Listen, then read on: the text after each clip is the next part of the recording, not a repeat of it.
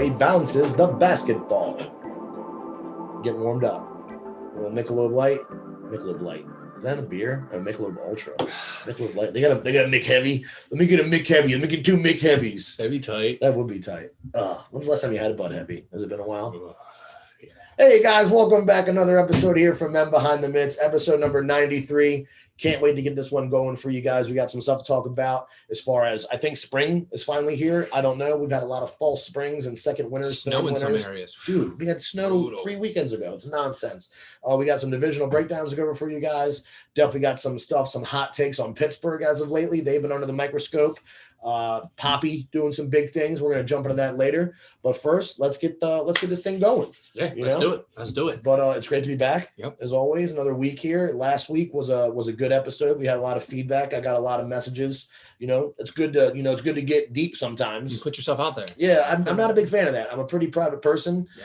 But I shared some stuff on Facebook. Got a lot of messages from people that that were sharing their stories. I didn't, and what's great is I didn't ask for it, but I'm open for it. This is why we're here. It's why I wanted to do that episode, just because when you share your stuff, it makes other people feel normal. You know what I mean? This is normal. We all go through this shit, right? So I was getting messages about people saying that they were struggling, and not that it's good to hear other people are struggling, but it's good to know that we're all human. And that they're willing to take the step into talking to someone. Absolutely. Yeah. Absolutely. We creating our own sense of community, because the hockey community alone is great. Yeah. But when we can, address these things. Absolutely. And all levels. Yeah, it was great that people reach out to me and let them know what they went through, and they made, this is who I spoke with. And, it was great. It was a good opportunity to just open lines of communication that, I normally don't tap into, because I am so private. You know what I mean? I don't share much of that aspect of my life other than, hockey and,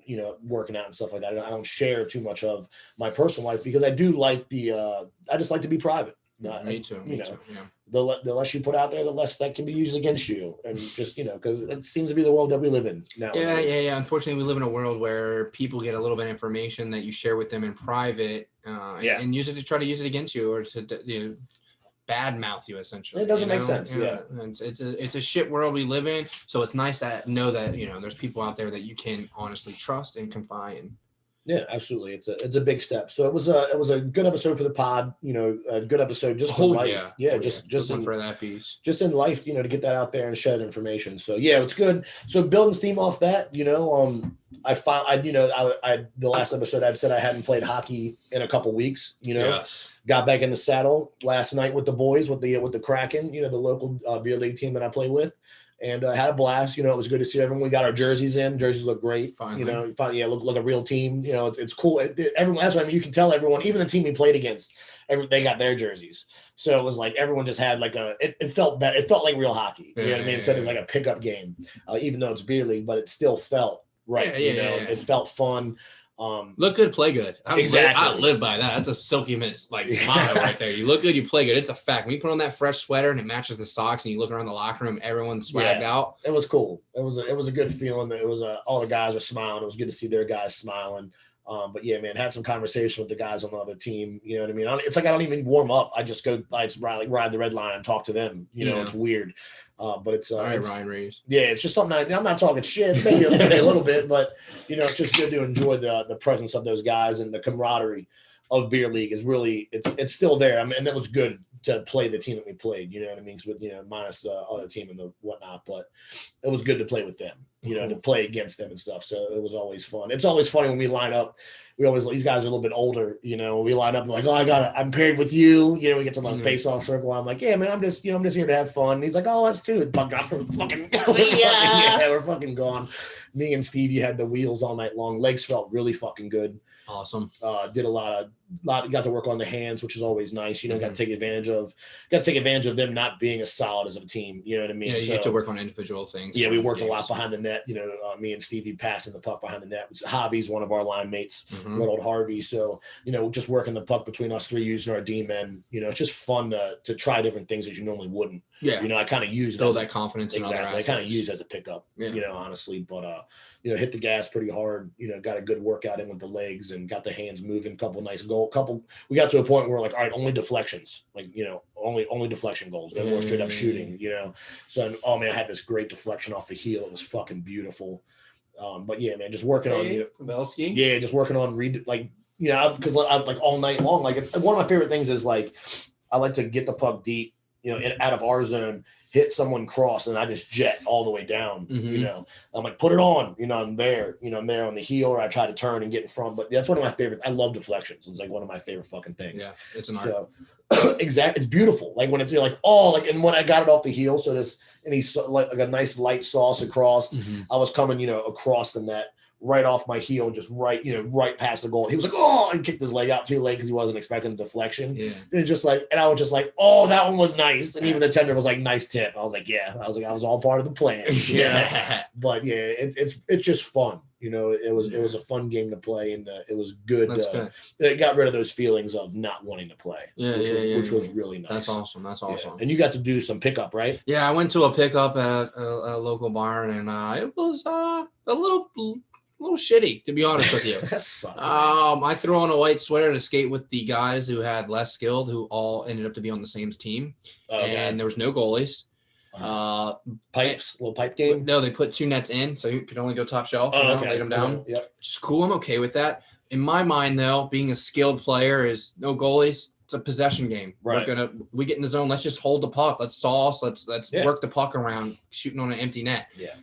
I must have missed the motto because the black team had a stacked squad and they were cherry picking. They were going between their legs, and they put up like 5 or 6 like back to back to back to back. I'm like, and I'm just laughing at them as they skate by. I'm like, y'all see what's going on, right? Like these guys are less skilled than y'all, and instead of switching jerseys to make teams even, you just would rather like be douches, right? Go like trying to stick handle like over people, and I'm just like, what are y'all? I'm just standing there at the blue line, just like this is embarrassing, like for y'all, right? Like, what are you doing? You're ruining the game. Yeah, that sucks. So I left early, and I was just like, yeah, this is beneath me. Like, I can dangle all you, and just I'm done. Like, that sucks when it's not balanced. Yeah, it was terrible. One of the kids that invited me was on the other team, and it is what it is. It works out that way when you put on the sweater. But the fact that no one was willing to switch, coming from Buffalo, like they never allowed that shit, bro. If shit was uneven, they'd switch. Yeah, I was saying you should want to balance. Like, it's better competition. You actually get to practice. Like, you know what I mean? So of course, I got in my feelings, and I went after their best player a few times and dangled him, and then he tried to come back at me, go between his legs, and I bumped him into the wall. I'm like, I don't care, bro. Like, if y'all want to show off, like, this is nothing to me. Yeah. So but I had to swallow my pride. I was like, you know what? I'm just gonna go home early and hang out with my wife because it was that bad. It was like and then I started doing like, creating bad habits of like holding the puck too long, and then I felt bad, but really it was like if I pass to him, I know he's gonna lose it. It's like, and I was like, you guys play and have fun. Yeah, I'm gonna leave. We had one sub that so I was like, okay, I'll just leave. Yeah. So it was unfortunate. It sucks when you throw a nice crisp pass and just like. Yeah. Like, there was multiple times where I was just like, I hold the puck, I do a couple of dangles, I'm in the corner, I'm working my angles, and I pass it to the D, and he like just misses it, and then we're having to circle back out. It's like, well, that's part of it. That's part of it. But like I said, like I have no problem going and playing with the other guys because there's no skill. I like being that guy. I like making them feel good when I can set them up. Yeah. But to have no goalies and have guys that are like heavy on the forecheck, cherry picking at the center line, like we're in our zone and like we lose the puck and there's a guy already at the other blue line. Like, you can shoot on an empty net? Yeah, it makes no sense. Yeah.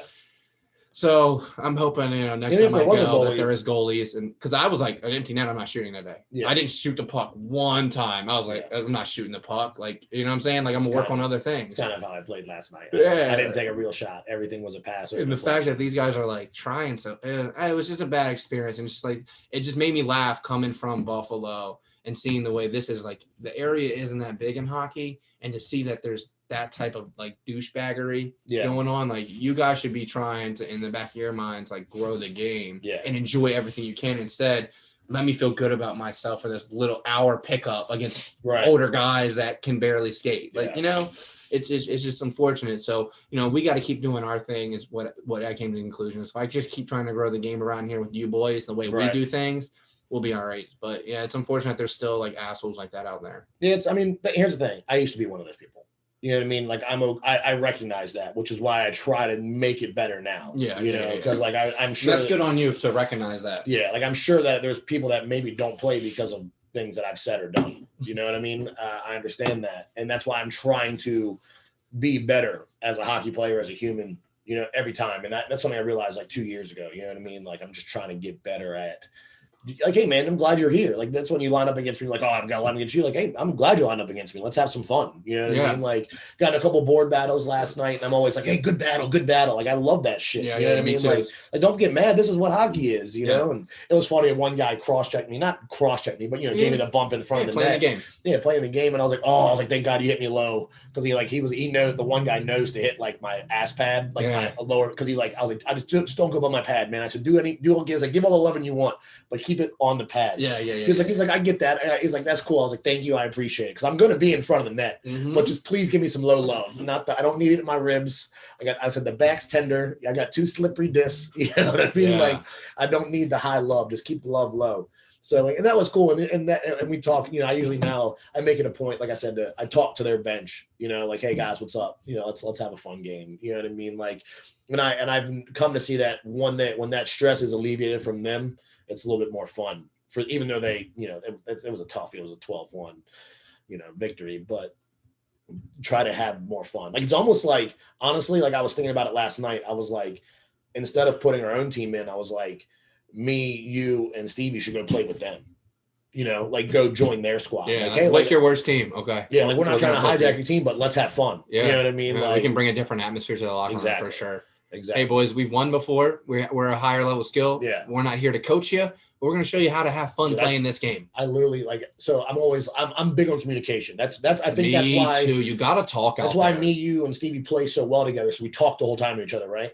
Literally, one of my goals last night, DJ went behind the net. I was in front. I was in the crease. I'm like, I don't know how to go. I know the goalie had to hear me. DJ was coming behind the net. I said, DJ, when you come around, I'm right in front. And literally, I say it right to him. He comes right past to me, goal. He was like, thanks, man. I was like, no, thank you. Great pass. Like, I literally told him, like, I was like, where I was, like, what to do. I'm right here. Communication. You know if we were pros and didn't have to speak and knew everybody was in our heads up, we wouldn't be playing. That's what, the talking makes it so much easier. It's a cheat code. It is, and nobody wants to do it. And it's like, but it's like, well, the other team will hear you. Okay, they still don't. Act. You still got to beat me. You still got to beat me. And that's what we were having fun. You know what I mean? Like a couple of times I went to the net, Steven had the puck. I'd be like, give it to me, Big Daddy. Like just the dumbest fun shit. It's good when you can have fun out there. Yeah. So like little shit like that. And I'm like, just talk. I was like, the more you talk, I can't read your mind. Yeah. You know what I mean? And I'm like, luckily I'm good. I've been working always on keeping my head up when I have the puck. Yeah. So I usually can tell where people are. But like one of the passes, again, DJ was coming in from the point. And he didn't say he was coming in. Like, I didn't hear him. He didn't say middle or anything. But I heard how hard someone stopped in front of the net. And I was like, oh, that's got to be my guy. And literally, I was in the corner. Literally looked down. I heard like and I was like, oh, I'm going right to him. Literally right on his blade, goal. And I was like, he's like, I didn't even say anything. I was like, yeah, I heard you. Like, I could hear your and then like I pay attention to every aspect of the game. Like, that's how I know someone's involved. You're involved. Well, that's how I got, because I'm not fast, but I like to use my legs as an advantage. You know what I mean? I'm faster than the majority in that beer league. So like I can hear if someone's back checking. I can hear you skating behind me.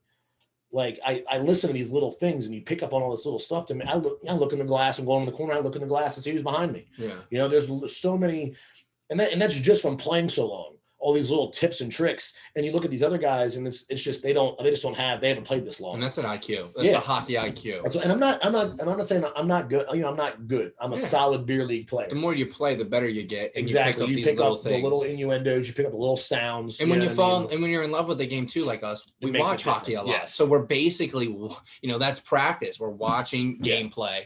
Then we're practicing in the garage, and then we're putting it on the ice. Yeah, how many times when we're watching a game, I'm like, oh, this is a goal. Like it's like they're coming through the neutral zone. I'm like, this is going to be a goal. You can just tell how the way they were streaking. You know what I mean? And then you notice those tendencies as well. Yeah. Oh, you know what? The D man's got his hips changed. If I caught in, he's done. That's something that I've been working on more as of late is watching. So I never really watched defenders. I always watched everyone else. Like I would just look where everyone is, but I never watched hips. Kind of like a little bit of everything. I'm watching his hips while I'm watching the guy coming in. While you know what I'm saying, you got to know. So I'm getting better at watching his hips because I did do that. Like I pulled, so I was on my forehand, pulled to my backhand, and as soon as he opened his up, I fucking cut right back inside. And I was like, oh, I was like, that was nice. I was like, that was a good read. You know what I mean? So little things, and that's what I mean. I'm still learning. Yeah. Those little aspects of the game, which is fantastic. And like you said, us being in love with the game makes it more fun. And like when I do see, I'm like, ooh, exposed. Yeah, you know what I mean? So when I do see that, it's fucking beautiful.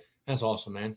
Yeah, great way to start off the Epi with this beer league talk. Good to be back. I'm glad you're back on the ice because I know you were not going to down spell, but you're kind of bummed out that the league you're playing in wasn't as high level to kind of push you like you wanted to be pushed because you're very competitive. And also in the aspect of you had a shit last game in comparison with regards to the guy two-handing somebody, getting thrown off the ice. Like that's just not something you want to be a part of, you know, especially like when you're battling for it's just a regular, it's not like you're at a tourney and you're playing the top team for states or, you know, there's no weight with it. There's nothing coming with it. Like, even if you won that game, it's just another tally on the win mark for the season. It's a bit harsh, and I could see how they could kill, like, I don't want to fuck. It just killed the vibe for me. It really killed the vibe. And that's why I was just focusing on playing elsewhere and waiting to get into those leagues, you know? So that's how I feel about that last pickup. Like, you know, I was like, you know what, I paid. I'm gonna stay here long enough to break a sweat and get a little tired. Exactly. And I need the practice. I need ice time until the season starts, so I can't not skate. So even if I gotta play with these D-bags, it is what it is. And it's nice, like we were talking about spring earlier. It's nice that, you know, spring's coming around. I started running again outside. The running has helped a lot. Getting to skate, you were over here, you know, skating. Yeah, we skated. That was fun. You killed me. You could definitely tell the conditioning is another level with you. Appreciate that. I was dead after 2 laps, and you're like, you have 3 more, and I was like, holy fuck. Yeah, shit. The next day, like I think me and Steve were out there for an hour. Yeah, like no joke. And that's the difference. You know what I mean? But I enjoy every second. That really paid off us skating because I worked out Sunday, came over and worked out with you and skated Monday for our Epi, and I actually got invited to go play up in Laurel. Oh, nice. With our buddy Cody. And I skated up there, and it was playing with a higher caliber team. Right. And being able to, I just noticed, like, thank God I skated. Yeah. Because, like, I was a few times where I had to reach for a pass, but, you know, we're used to that because of the sidewalks and blah, blah, blah. And I was just like, everything was clicking for me. I was playing beautifully. It was like a great first impression when you play with a group of guys. And so I played very, very well in a high level league because of what we did outside here. Yeah, that's been the biggest game changer for me. Is so when you think about it, you're like, people aren't doing this. And even if they are, a lot of people are solo. They're shooting pucks. Right. When you can skate and receive passes, give passes, that's a game changer. And like that's what blows my mind too. You can tell a skill level and IQ of a player. You know, a lot of guys are just shooting pucks. I'm the guy that I shoot pucks, get my hands in a little bit. Now I want to sauce. Right. I want to receive passes. Yeah. Because if you're not receiving passes when you warm up, if I don't get my first pass until it's in the first period, like you see what I'm saying? That's literally in warm-ups, besides talking, I don't even shoot. Me and Steve just pass. We just sauce it. Let me get a feel for the ice. Because you know, we're used to asphalt the garage. That's what I mean. So we take advantage of that. I'm like, I don't need to shoot. My shot, I know where it's going. Yeah. Like I'm not lasering every time, but I know where to put it. Yeah.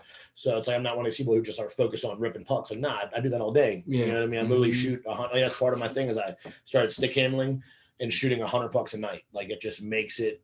And it all translates. It all translates. I'll go 4 for 4 all day. You know what I mean? Like I'm not worried about that. Not worried about the skill there, but still always working on my hands, just backhand toe drags, just back and forth, getting faster. And all of it works out, especially when you use that fucking, old twig with a wraparound on it and the green biscuit. That shit's heavy. Yep. You know what I mean? So when you get to ice, it's like, oh, this is fast. It's nice. But yeah, man. And then you think about that shit. I'm like, man, other people don't even get to do this. Like they're lucky if they even get to work out.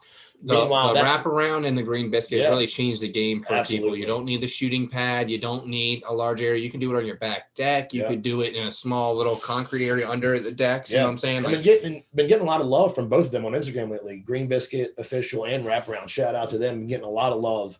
They've been sharing my stuff a lot lately. So that's fucking cool. Getting recognition and growing, even little stuff like that. Yep. But yeah, man, I two great products that if you're into hockey, even if you want to try hockey, start there. Yeah, it's a game changer for all five. Spend your $40 there before you spend $40 on anything else. Start with that first. Yeah. So, my kids will grow up off ice training with those. I grew up with a ball, having an off ice train with a ball. Remember golf balls back in the day? Yeah, I still use a golf ball. Just because the quickness, the way it bounces off the puck, it definitely good. And a Swedish wooden ball. Use a wooden ball. There's different feels for different things. You want to switch up your training, but that's more advanced. Starting out, the green biscuit is best. It's the butteriest thing. I actually had my father-in-law because I have a shooting pad set up in the backyard of the net. He was kind of messing around. I was like, shoot the green one. I was like, he's shooting regular. I was like, shoot the green one. Right. He was like, oh, it's much lighter and quicker. I was like, yeah, you can throw it where you want, put the pill where you want. Yeah. And then he went to the heavier ice puck and it was almost similar. And I was like, see? Yeah. I was like, you get comfortable with the lighter one and then you progress. Yeah. So green biscuit, free ad here. Yeah. Best off ice training you can get. Yeah.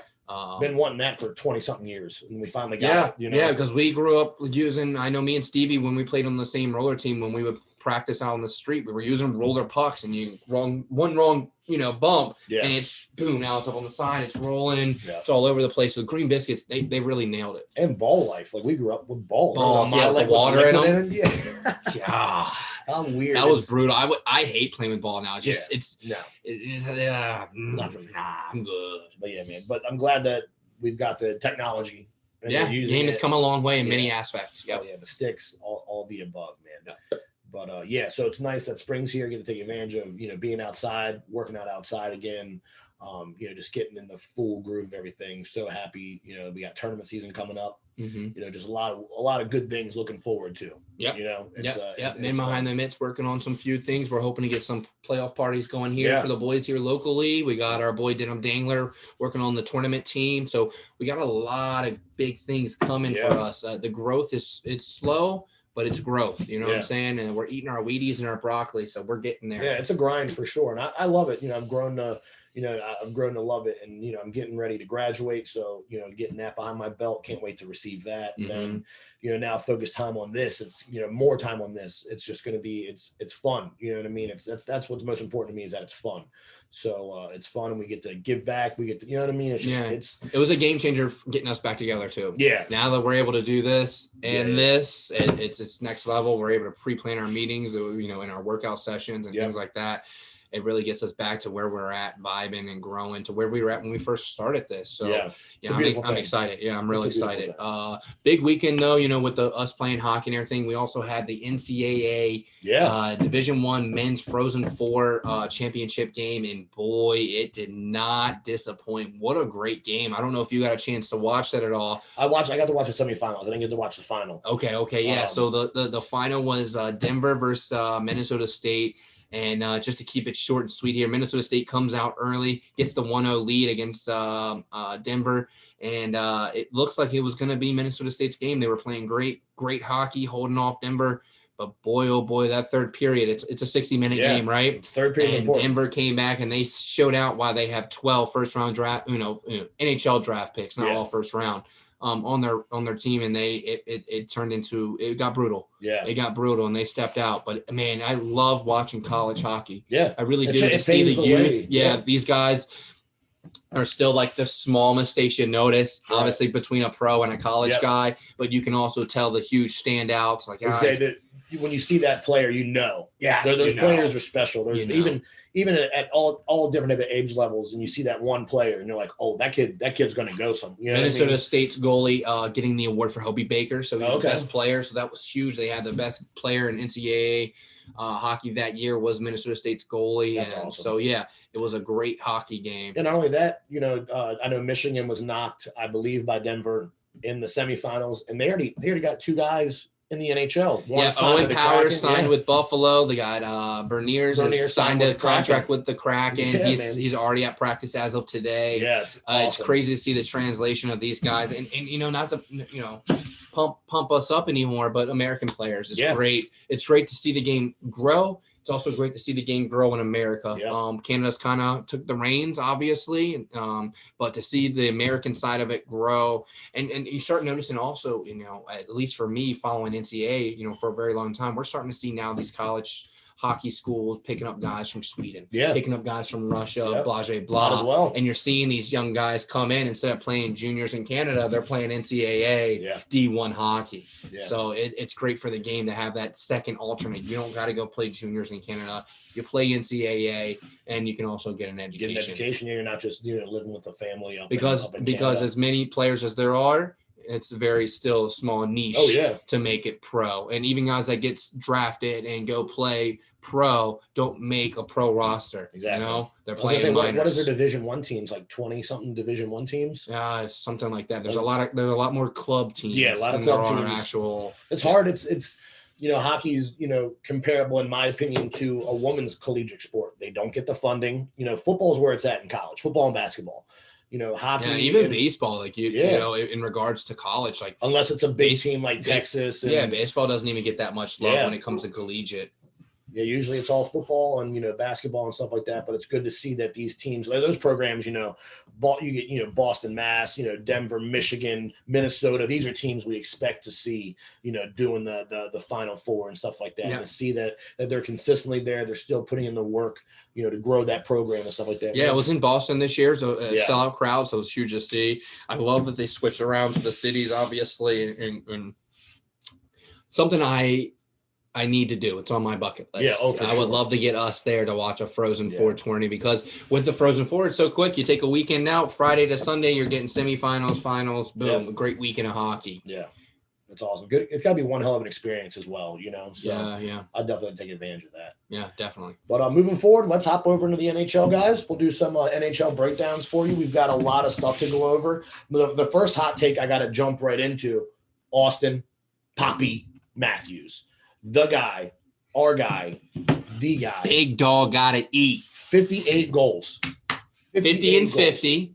No, people are giving him shit because it wasn't the first 50 games and blah, blah, blah. It's actually 67 games played. He's missed 5 games, and he's still number one in goals. Everybody wants to find something with somebody. Right? Fuck that. The last 50 games, he scored 50 goals. Right. That's 50 and 50. Eat shit. Yeah, give it to him. And he's really showing out. 58 goals. I think there's 12 games left in the season. We're at 70 games played for most teams. Yeah, depending on who you are. I think Washington's at 9, some teams at 11. Yeah. So, I mean, and, the way he's been playing, he's getting 2 goals a night, a couple points each night. I see him putting up, I'm calling right now. I see 70 goals. That's crazy because Tampa Bay Lightning's coach, John Cooper, even said that he could see him one year hitting 70.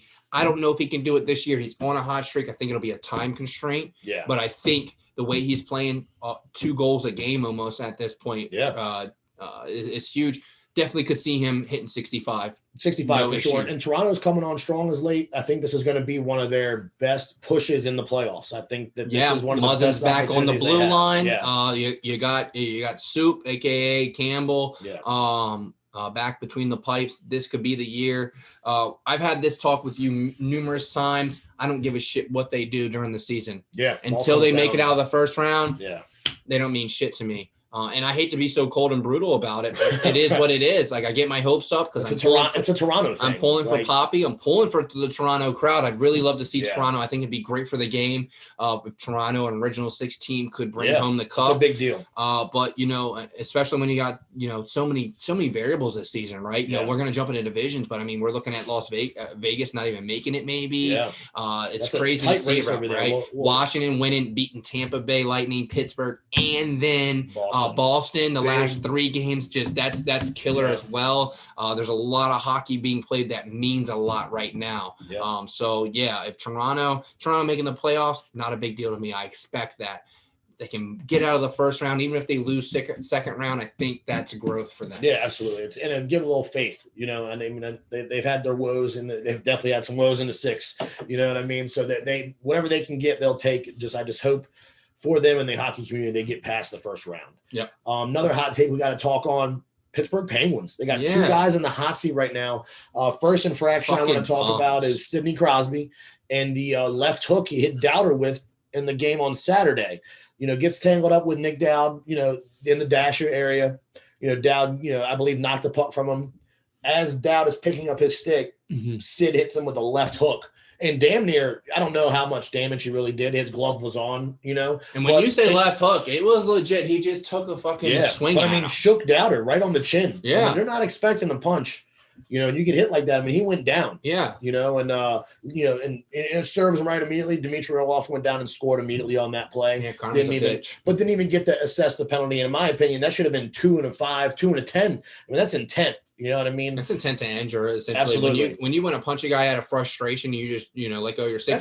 That's horseshit. And the fact, we're going to roll into the second part of this here soon, but the fact that this one didn't catch any heat from the NHLPA, no hearing, no fine, no nothing. It's that's a Sidney Crosby thing, and I'm giving that a thumbs down. But I think when a player, I don't care how good your level is, I don't care if McDavid did it. You're battling with a guy, he's got your stick tied up, and you lose frustration to the point where you just let go of your twig and throw a punch. Yeah. Nah, bro, that's not part of our game. Yeah, it's unfortunate to see a top-tier player like that act like that. But to Washington's defense, that's what you get with Washington's fourth line. We've talked about it before. The fourth line on the Washington Capitals, when playing at their best, can play against any first line in the NHL. Obi agrees. Yep. Let's jump into the second one. Gino Malkin hitting Mark Borecki. For Nashville. Nashville, a good little battle in front. And Borecki didn't do anything to Gino. It was a good push. Yeah, they're battling. I think he two hands him first, right? Malkin frustration, two hands him in the knee. Yep. And Borecki's like, "What are you doing? Like, what are you doing?" And then literally, instead of giving a bump to the chest, Malkin hits him a cross check right in the mouth. Right in the mouth. That's tough, dude, bro. That carbon composite hurts, does not flex when you're hitting someone in the mouth like it does when you're hitting the ice. Mouth guard or not, your lips busted. You know what I mean? And it's a cheap shot. Yeah, dude, that can lead to concussions. And you know what? This isn't Malkin's first go around with this. He's always kind of been a little salty. If you get under his skin, he's gonna do some dirty shit. And I think it's really at a time that, I hate to say it, playoffs coming, but a suspension might be due for him. I think so. Even if it's a one game. And what you're talking about, Malkin's not a small guy. No, he's a big guy. He's a big dude. He's not easy to move. So when he two-hands you or he cross-checks you, it's dirty. Yeah. That's a tough one to take. He's a big guy, and to see him react that way to make that move with the cross-check to the face, that's, man. But he does, at least Malkin does have a hearing. I at least see a 2 to 3 game suspension, in my opinion. You do see a 2 to 3? I think because the playoffs are soon and who he is, he might get a 1 game. Yeah. Repeat offender. Look, let the two-hander let it go. You hit me in the side of the knee. I got a pad there. It is what it is. And the fact that Borecki didn't react to that, he was like, okay. And this guy just 2 nights ago or 3 nights ago had a nasty, nasty fisticuffs with Minnesota. Right. The boy can throw the hands. The fact that he just, went down the way he did obviously says how dirty the play is, because he would have been quick to throw the hands otherwise. Absolutely, yeah. And to catch a cross check in the mouth, a little excessive. Not like, the chest I would expect, a little stick battle, fine. Let it go, move on, right?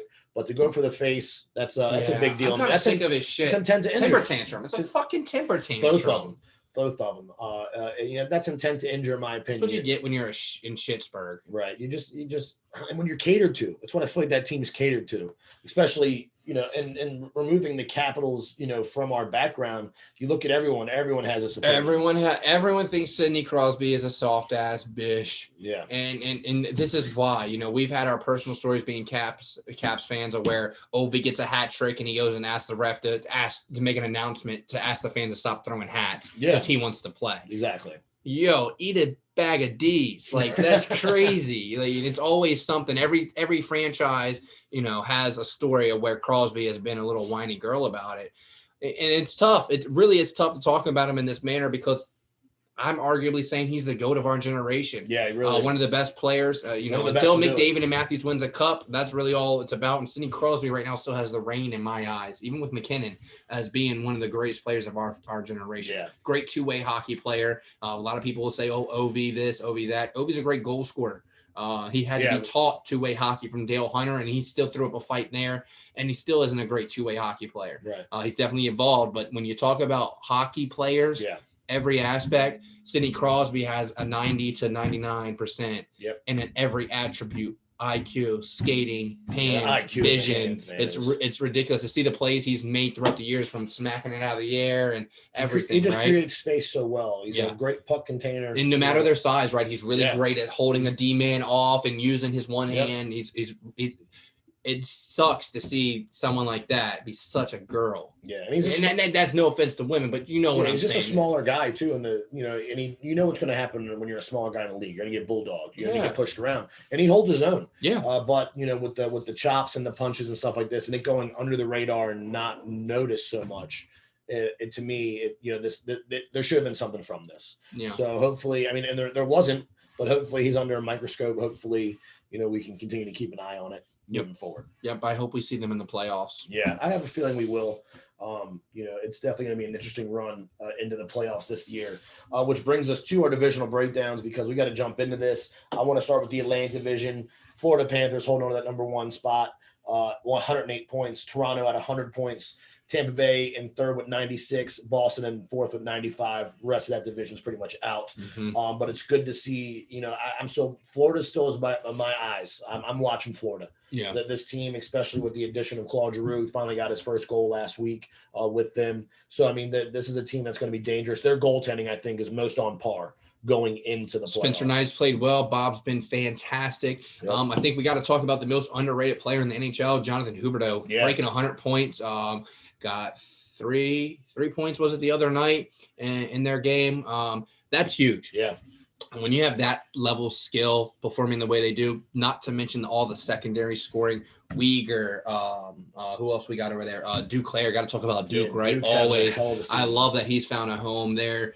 That's just great for the Florida organization. Yeah. There's no reason now why they can't make a push for the cup. And hopefully Florida becomes, a hockey state. With Tampa Bay winning cups and having what they've done, if Florida can now jump on that, bring home a cup, that's huge for American hockey teams. And we talked about it before. Who wouldn't want to go see a hockey game in Florida? You're out there, you're in shorts, a tee. I'm on the beach all day. I'm going to a game tonight. Here, have a couple bevies. Crazy. Yeah, that's a vacation destination for me. To me, that market should be out of control. And I think we've talked about this before. Now, without getting off topic, I think the way hockey is marketed in the States is just it's terrible. Yeah. It's obviously it'll never be what it is in Canada, maybe even Russia, because these guys are from before they even pop out the womb skating. Yeah. No but joke. Americans are competitive by nature, and we have some really great talent. I.e., for example, Poppy. Yeah. So the fact that the Americans aren't growing the game that well, but you got to love what they do in Nashville, right? Yeah. Nashville's done great things here in an area where you wouldn't expect hockey to be big. Yeah. So, and Carolina, I feel Carolina also another one, right? All those Southern teams, Dallas. Yeah. Doing big things, the whole state of California. Who would have thought, right? And then we got guys like Trevor Zegras out there in the Anaheim just tearing it up. The Kings have won cup after cup, former dynasty, in my opinion. Yeah, definitely. Let's bounce over to the Central real fast. We've got Colorado out there holding that first lock. I believe they're number 1 team in the league, 110 points. Minnesota behind them with 94 points. St. Louis in third with 94 points. And here's where it gets interesting. Nashville with 87.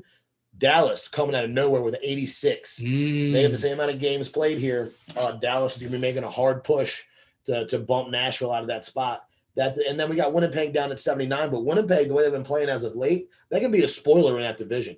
That team, Winnipeg, can definitely throw a couple wrenches in a big point swing here. 4-point swings and 2-point swings are not out of the question in that division. And it wouldn't surprise me to see Dallas make a late end push here to get in. Yeah, it's going to be tough. They play Tampa Bay tomorrow night. Today's Monday. Anyone that's never been a part of this, we record on Mondays, release on Thursdays. So we're a little behind on some things sometimes. Dallas is going to have to make a big push, but the remaining schedule is not going to be easy. Yeah. Not going to be easy, and they're on a little 1-game win streak. Colorado on a 6-game win streak. Last 10 of games at 8-1-1. I mean, Colorado is definitely a force to be reckoned with. Yeah, I'm interested to see how Colorado's going to combat with the other teams in the playoffs. Yeah, well, I mean, we saw them beat Edmonton the other night. I love watching those type of games. The best in each division going head to head with one another. When you got guys like McKinnon that can just take control of a game, it's really next level. So to see McKinnon versus McDavid and McKinnon get the best of that one, that was awesome to watch. Fun hockey. Absolutely. Rolling down in the Pacific with another tight division here. We got Calgary holding that first spot at 97. Calgary's been on an absolute tear this year, coming off of that Stanley Cup performance last year. Hoping to see if they can deal a little different, making the push this year. Edmonton in second with 90 points. Got LA Kings in third with 86. And here we get tight a little again. We got Vegas in fourth with 84. Vancouver with 80 points, making a coming run on strong. Got Brucey on the bench back there. I think Vancouver could possibly bump Vegas out of this spot. Yeah, and Vegas is out of it as of right now. When you look at the wild card over out in the Western Conference is Nashville and Dallas. So we got 87 for Nashville and 86 for Dallas. So Vegas sitting there with 84 points are actually out of a playoff spot as of right now, which is crazy to think about. Jack Eichel comes in this year. They make all these big plays and add to the depth they already had, which was a playoff caliber team. And to think that they're not even going to make a wild card right now is crazy to me. They've really been on a slump. If they can get Mark Stone and everybody back and get firing, could be another story, but not a lot of games left, right? Yeah. Vegas, I was going to say, I wasn't looking at the wild card breakdown, but yeah, Vegas and Vancouver, they're on the bubble. They're out as of right now, but look, they can swing a couple points. Got to win out here, essentially. Yeah. The battle between Dallas and Vegas is going to be the closest one. Obviously, it's a 2-point difference here. Yeah. Vegas really has to step it up. They really do. And Dallas has to know that they have to also win out just to keep Vegas off their ass. Yeah, especially if Vegas has got a couple points on them, so they're going to have to do that exactly.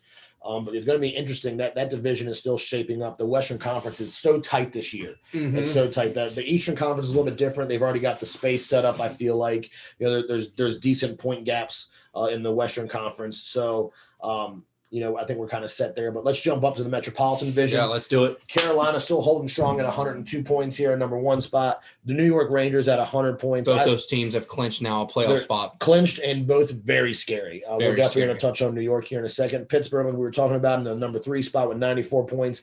Washington holding on to that 4th spot with 90 points. And then New York Islanders fall off. They were making a little bit of a push there, but it doesn't look like they're going to have enough time to make enough of a comeback. But I do want to talk about Carolina and New York in the top of this division. Look, man, a lot of people sleep on Carolina still. They're in the number 1 spot. These guys are clicking.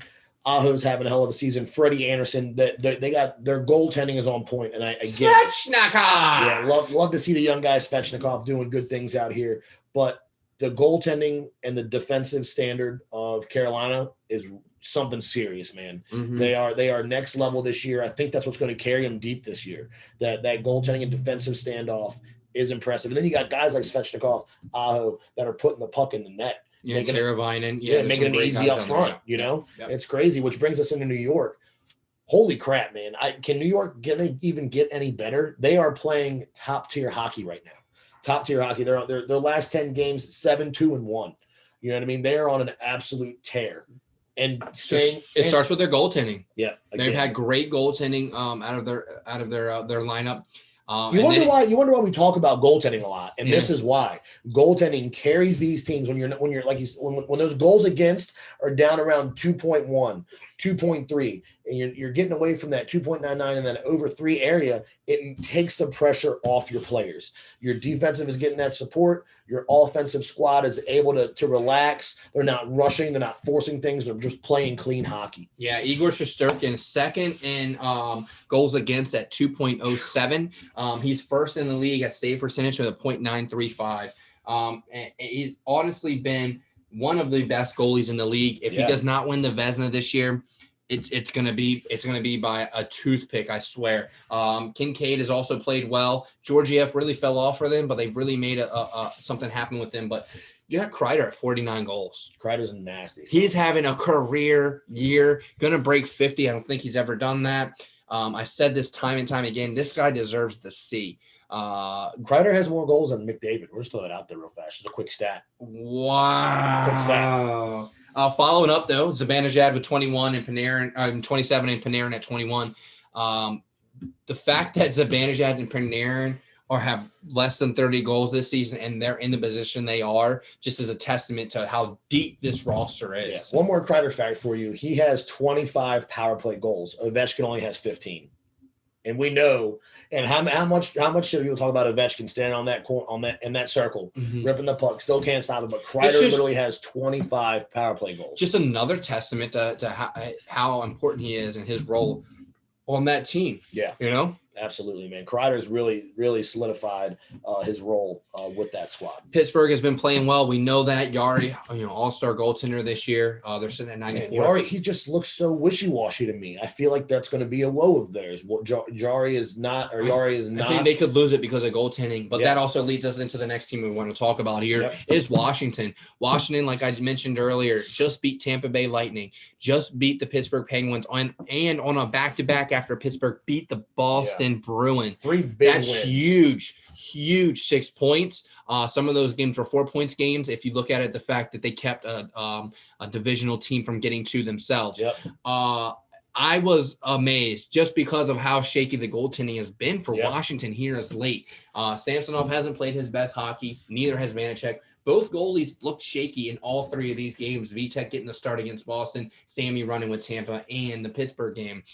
They weren't lights out, that's for sure. They didn't look like goaltenders that could steal a game for the Washington Capitals. It's going to be a tough one. Every analyst out there right now talking about this run by Washington is questioning the goaltending, why they didn't make a move. It's been 72, 75 games now for Washington, and yet they didn't make a move at the trade deadline for their goaltending. Neither one of the goaltenders really seem to be standing out for Laviolette. It's really making it tough for him. And you've got to question the confidence going into the playoffs now that we've heard that Washington has been having player-only meetings. I think they played well. We're seeing some great lineups. I think it's a huge testament to how much depth they have on their roster. You see guys like Mantha and Eller lining up together. You got the young kid, McMichael, lining up with Oshie at center. How well is he fitting in this year? Yeah, he's only inches off from every time when he shoots the puck from being on net. And that's just, I think that's a confidence thing. He's trying to put it high on the goalie. We've all been there, right? But once he can really fine-tune those things each year, I really expect him to blossom into a great player. And we have so much depth, and, coming in. I hope we don't move him. I hope he stays. I hope we can see him being the next guy for us, carrying the seat. We have another 3 to 5 years with him at least. Get him to develop every year. And this kid's going to be he should be better than Verana. And we really brought up Verana and developed him, same as Burakovsky. I could see McMichael LaPierre combo coming in, our 1-2 punch, another Nicky Ovi. Nicky getting the seat versus Boston for some body maintenance. Got to respect that. Came off an injury, played half a season. Look, you want him to be fresh for the playoffs. We're the oldest core in the league. We have the oldest. We have the oldest team. These guys need maintenance, And look, here's the thing. We can afford to do it. We might as well do it now. Because if Nicky's not there first, second round, we're in fucking trouble. We need first round's going to be a battle for us. Look, as of right now, it looks like if we were to go to playoffs right now, we're playing Florida. That's a tough one. That's a real tough one. And then I have to ask the question to you. Who's your goalie? Who are you picking first round of the playoffs as of right now? Start tomorrow. Who's your guy? I haven't been this torn about our goaltending situation in a long time. I don't want to say his name out loud. But it's Sammy for me. Me too. I hate to say it because I've been dick riding Vanacek. Thought he was the guy. I'm over Sammy. Both look shaky, but Sammy's really played big in big games. Sammy's he's a little bit more athletic, in my opinion. He stretches a little bit more from side to side. He makes the diving saves. Made some good. The highlight reel save against Tampa Bay. Yep, but it was the save essentially. So, but I'm not turning my back on V. This is a solid 1-2 punch. Do I think they're going to start? In my situation, are they going to start Sammy and give him all 7 games? If it goes that way, not in my opinion. Give him the first 2. We get a couple dubs out here. Give him some rest. Get V in there. We're going to have to approach this as a 1-2 punch goaltender situation. We're going to have to come at this, reserve both guys, use both guys. But Sammy, as of right now, if we were to go today, he's getting the start. Yeah, I completely agree with you. It just really scares me to think about Vanacek going against Florida in a best of 7. That's very scary. Yeah, especially Florida, man. That's going to be a battle. It's going to be a big battle. Here's some numbers real fast just on Sammy and V. Sammy's got the record, 21-9-4. Goals against 2.95, save percentage 0.899, shutouts 3. Vanny 18-11, lower than 90% on that save percentage. That's scary, right? That means we're going to have to outscore everyone. Yes, goals against on Vanny 2.58, save percentage 0.912, shutouts 3. Other than the record, their numbers are pretty similar. V with the lower goals against. That doesn't mean that he's had an easier team or the boys have played better that night. There's a lot of times where our defense have left both these guys out to dry. Big game for Carlson the other night. I wanted to talk about that 4-point game for him the other night. He needed that. Karlsson hasn't had a multiple point game in a long time. He's also, only 9 or 11 goals this season? I have to look at the stat, but he's only got 9 or 11 goals. Hasn't produced much this season. A little off from a Vezina run. Norris run, sorry. He's slowed down. Look, our core is getting older. Mm-hmm. We can't rely on these guys how we used to. But at the same time, we can applaud our youth, right? He's paired up with Fair Harvey. Fair Harvey came in clutch for us during this 3-game run. Yep, putting the puck in the back of the net, making smart moves for this squad. So we do have a little bit of relief there. That's one good thing we have is depth.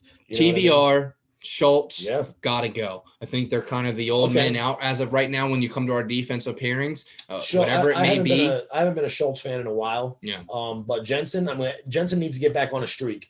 Jensen, he's a great puck handler, one hell of a shot. Got to pair him up with a stay-at-home D. We saw him play well with Chara in this because Chara knew he didn't have the legs, was a more stay-at-home D, and that allowed Jensen to really push the pace like we see with Orlov and Karlsson, Faye Harvey. When Jensen feels comfortable knowing he has that safety to make a play, he makes a play. Yeah. And that's huge. That's a part of his game that lacks depending on who he's paired up with. Yeah, because he feels like he can't do the things he wants to do, which is okay. That's how it rolls. And we want our guys in every aspect. Every team wants their guys to play their game. Yeah, but earlier in the season, like when you had those pairings with Jensen, he was leading the breakouts. It's very rare you get a defenseman in front of your offenseman like that. He's got wheels. But he's got wheels, and man, he's got a shot. He's got a blistering slapper, one hell of a wrister, and we've seen him do some absolute snipes for a defenseman. So I mean, that's someone that's going to play a big role. Same with Orlov. We got to get Orlov back in the right headspace. He's been playing solid. He's been playing solid defense, but he's also someone we rely to score the goal. We rely on him to put the puck in the net as well. Mm-hmm. One of our favorite Russians on the squad. So I feel if we step up all the way around here, going into round one, we might be okay. Yeah, next game is against Philly. Shouldn't be too much of a battle for them. Philly obviously looking to be the underdogs and knocking some teams out of playoff position. Ovechkin, 45 goals this season. Gotta love seeing him getting the empty netters and whenever he can, making that chase for Gretzky. Karlsson though does have 49 assists on the year. Another Norris candidate. I know he's off on goals, and we love the goals from our blue line, but got to respect that. 63 points on the year, third for the team. Kuznetsov with 70 and Ovi at 83. Washington has the roster. They just don't have the goaltending, and the goaltending is huge because if your goalie can't make saves, you got to outscore everyone. That's a tough night for the boys. Yeah, I'd love to see it. Love to see Kuznetsov getting back into a little goal scoring streak here. He's a big player for us. The stride and glide when he's feeling it, you can tell. And to watch his puck confidence and him being able to trust his team this year, it alleviates that. When he's laughing, he's scoring. Couldn't agree more. But we have to talk about the best player for the Washington Capitals right now, Tom Wilson. Career year in assists, career year in goals. The fact that Boston Bruins are wearing Caps jerseys that with number 43 that say scumbag and shit on it, and the guy gets the game winner. You gotta love that. That's crazy to me. People are getting on this guy still about all his everything that he's done when you got guys like Marchand out there still. This guy has turned into a great hockey player. Yeah, he's got a bad rap. It's tough, man. He was brought up in this league earlier than he should have been. Even Bruce said that back in the day. They brought him up. They needed a fighter. They needed an enforcer. Here's your guy, right? Well, now this guy, 28 years old. We don't need you to throw the hands anymore. No, let Hathaway handle it. That's when we were playing Tampa. Pat Maroon, I'm a big Patty Maroon fan over here. Big Rig's my guy, right? Yeah. Maroon was in his face, slamming him against the glass, trying to get him to go. And Wilson's like, I got to go score a goal here, bud. Like, get off me. Yeah, get off me. Let Hathaway. We got to get Hathaway on some more protein, I feel like. We get Hathaway a little bit bigger. We alleviate all of that from Tom Wilson. He does not need to be worried about this. No, what's great is you piss him off, though. You got the bulldog on. It's a fucking wrecking ball. Yeah, but let Hathaway handle this stuff. Let these younger guys handle it. Tom Wilson is more important on the ice than he is in the box. Yeah, the guy's on the getting PP time. He's got a couple shorties. He's a great penalty killer as well. And we're at 84%, I believe, on our penalty kills. Yeah. We're up there. I think we're top 5 on our penalty kill. If not the second half of the season, the Washington Capitals have really turned around in faceoffs and power play and penalty kill. Yep. So, I mean, if we can keep putting these pieces of the puzzle together, man, round one might be a little different than we expect. Could be a sleeper. Could be an upset on Florida. And, I hate to see it, though, honestly, because I really am pulling for Florida and everything they've done. But if the boys can knock them out, cha-ching. Yeah, I mean, that would be one hell of a first-round victory. Yeah. But, yeah, man, I think that's it going into this. We got a couple of weeks left. Playoffs start in May. You know, we'll be doing some announcements as far as playoff parties. We're going to do some playoff party stuff. We're going to be back on our lives. We're going to have Anthony from Blade Tech. We're going to get some of the boys on the live events for the playoffs. I'm super excited for that. Real excited. So we're definitely look forward for that on the social media, guys. The Instagram, the TikTok. We got the TikTok buzzing. You know, be sure to check out our videos over on the YouTube. Yeah, got to grow the YouTube. Over there. We got to get some more likes. Got to hit that like button. Got to hit the subs. We got almost 70 subs now. Yeah, so we're getting there. We're growing. We know it's hard. You know, there's so many. I know when there's so many platforms and stuff like that, we try to bring you guys the authenticity, which is what we hope you guys love from this pod. You know, we're no pros here. We're a couple of beer league buttes that, you know, love hockey, love sharing our lives. No overpaid analysts here, bro. Yeah, just straight from the heart. Yeah, and we just love doing it, and it's fun for us. And we hope you guys have fun when you guys get to enjoy the podcast. You know, it's fun for us to put out for you guys, and looking forward to keep growing and doing more stuff here. Yeah, buddy, you couldn't have hit the nail on the head any better. It's been a great episode. We appreciate you guys sticking around this long to hear what we have to say about the NHL and everything else. As always, if you haven't, go give us a follow, subscribe, like, do all the things, social media. The love. And as always, be well, guys. The boys from Men Behind the Mitts just want to say thanks for listening. And as always, be sure to follow us on all your favorite social media outlets at Men Behind the Mitts. Brought to you by Silky Mitts Hockey Club. Support the boys at silkymittshc.com.